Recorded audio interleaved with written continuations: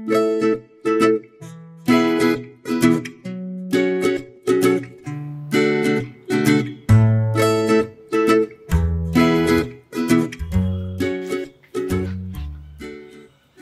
लग रहा हूं? हेलो दोस्तों, a very warm welcome to all of you. I hope आप लोग मजे में होंगे, खुश होंगे। मैं भी बहुत मजे में हूँ, खुश हूँ। हमने जो वीडियो सीरीज शुरू की थी बेस्ट रीड्स ऑफ 2021, वो अब कंप्लीट हो चुकी है। हमने उसमें 15 ऐसी किताबों के बारे में बात की थी जो मुझे अच्छी लगी और जो मैंने 2021 में पढ़ी थी। आज जिस किताब की मैं बात करूंगा वो मेरी ऑल टाइम फेवरेट किताब है।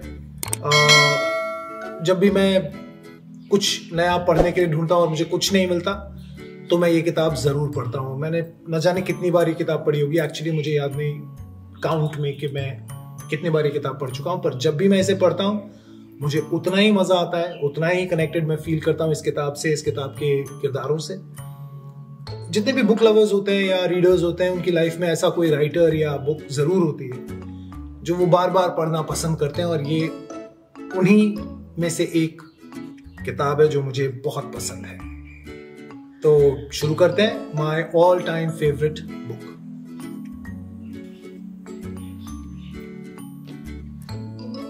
तो आज जिस किताब की हम बात करने जा रहे हैं उसका नाम है हरिया हरक्यूलिस की हैरानी बाय मनोहर श्याम जोशी। जितने भी लोग मुझे जानते हैं, मेरे दोस्त, मेरे स्टूडेंट्स जिनके साथ हम लोग काम करते हैं, उन्होंने ये किताब जरूर पढ़ी है या मैंने उनके साथ इसकी ग्रुप रीडिंग की है।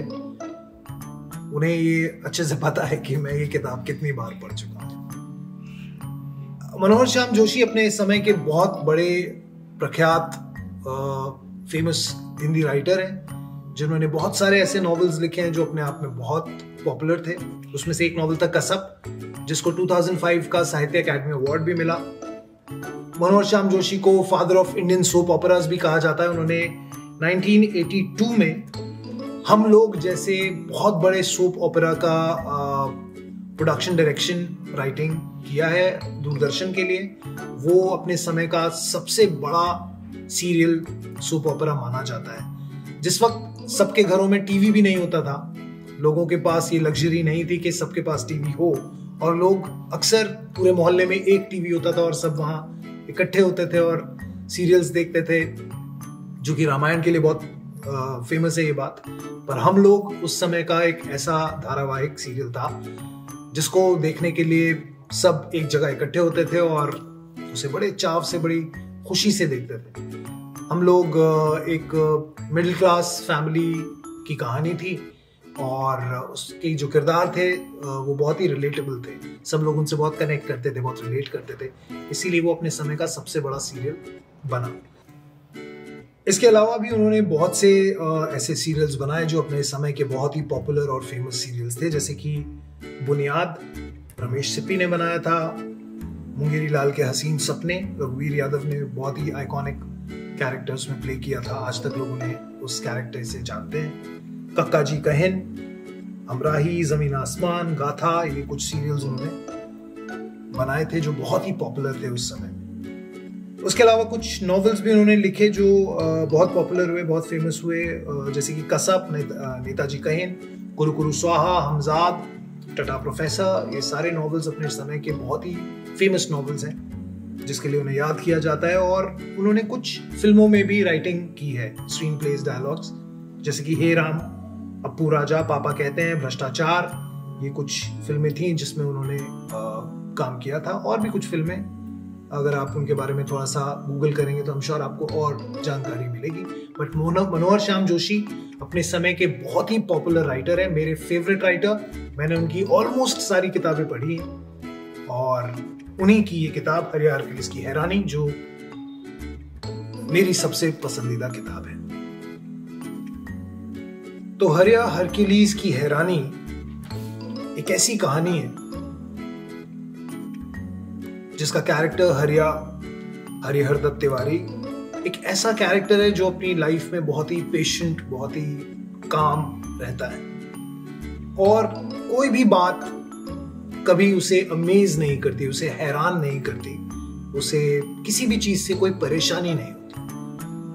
हरिया का नाम हरिया हरक्यूलिस इसलिए पड़ा क्योंकि उसके पिता ने उसको एक हरक्यूलिस साइकिल गिफ्ट की थी ताकि वो अपने रिश्तेदारों को सोशल विजिट कर सके। ये उस समय की कहानी है जब इंडिया में टेलीविजन उतना फेमस नहीं था और लोगों के पास खुद को कनेक्टेड रखने के लिए, एंटरटेन करने के लिए सोशल विजिट्स बहुत इंपॉर्टेंट थे सोसाइटी में।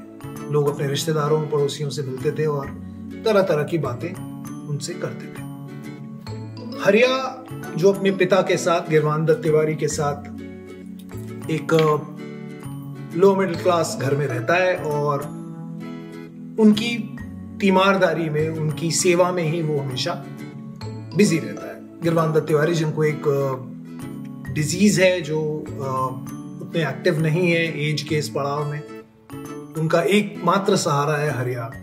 और वो जानते हैं ये बात कि हरिया ही है जो उनकी देखभाल कर रहा है और जो उनको हमेशा साथ रखेगा। इसके अलावा उनका परिवार में और कोई है नहीं। उनके और जो बेटे थे, जो औलादे थी, वो पहले ही चल बसी। कहानी वहां से शुरू होती है जहां पर हरिया अपने रिश्तेदारों की तीमारदारी में लगा है, अपने पिता की तीमारदारी में लगा है और इन सोशल विजिट्स में नियम से बिजी रहता है।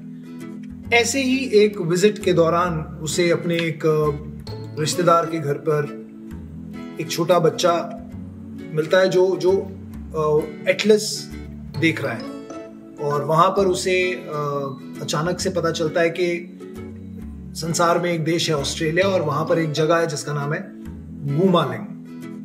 ये वर्ड सुनते ही हरिया बहुत परेशान और हैरान हो जाता है कि ऐसी कोई जगह हो सकती है जिसका नाम है गूमालिंग, जो बहुत ही अजीब सा नाम है। और वो बच्चा हरिया को बताता है कि वहां पर भी लोग रहते हैं, वहां पर भी हमारी तरह ही सोसाइटी काम करती है, रन करती है। हो सकता है कि हरिया जैसा भी कोई एक इंसान वहां रहता हो और वो अपने पिता की और अपने रिश्तेदारों की तीमारदारी में बिजी हो।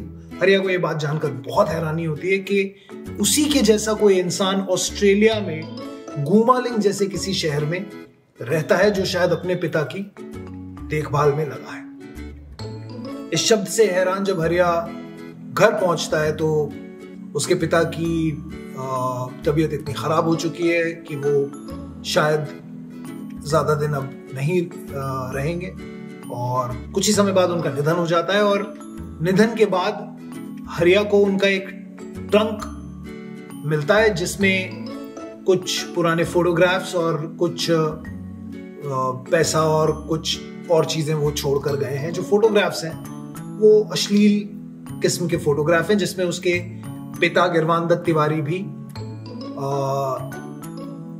उन फोटोग्राफ्स में उसे दिखे। और उसे एक पत्र मिला लामा रिंग्यांग चोका जिसने उनको श्राप दिया था और कहा था कि ये ट्रंक जो तुमने चुराया है देवी के मंदिर से, इसे वापस पहुंचा दो, नहीं तो ये श्राप जो गिरवान दत्त तिवारी को मिला है कभी भी वो इससे छुटकारा नहीं पा सकेंगे।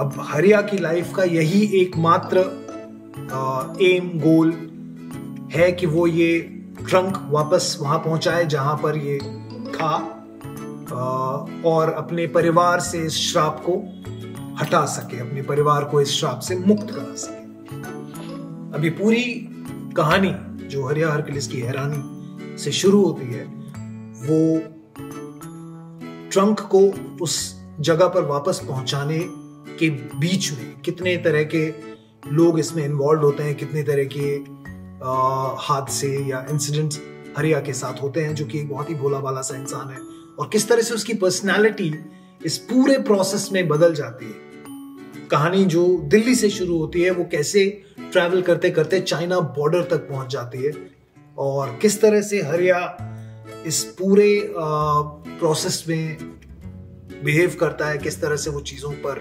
रिएक्ट करता है, कैसे उसकी पर्सनालिटी में बदलाव आते हैं। ये पूरी कहानी इसी के बारे में है। मैं आपको कोई स्पॉइलर नहीं दूंगा ताकि आप इस कहानी को पढ़ें और खुद इसके मजे लें। हरिया हरक्यूलिस की हैरानी एक ऐसी कहानी है जो कहीं ना कहीं आपको अपने लाइफ में और अपनी लाइफ में मौजूद किरदारों और रिश्तेदारों की तरह फील होगी। और बहुत ही रियलिस्टिक अप्रोच से लिखी गई ये कहानी, आई एम श्योर आप पढ़ेंगे तो आपको बहुत पसंद आएगी। जरूर जरूर जरूर इस किताब को पढ़ें और कमेंट करके बताएं कि आपको ये किताब कैसी लगी। मनोहर श्याम जोशी के और भी नॉवेल्स हैं जो मैं चाहूंगा कि आप लोग पढ़ें, और मैं जरूर आगे आने वाले वीडियोस में उनके बारे में बात भी करूंगा। पर आज के लिए इतना ही। आई एम श्योर आपको ये वीडियो पसंद आएगा और आप जरूर ये किताब पढ़ेंगे। Take care of yourself, stay healthy, wealthy and wise, and I will see you next time. तब तक के लिए अपना ध्यान रखें। Thank you so much.